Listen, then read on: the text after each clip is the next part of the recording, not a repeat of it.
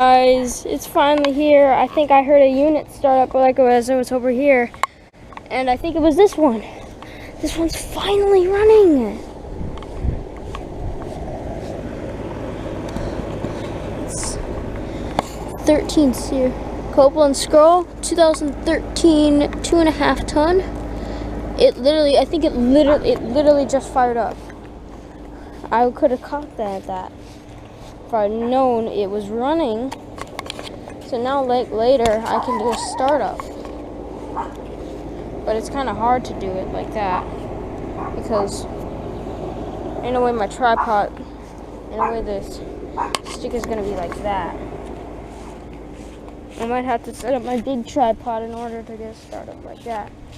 Usually they don't have like that line there that they always have.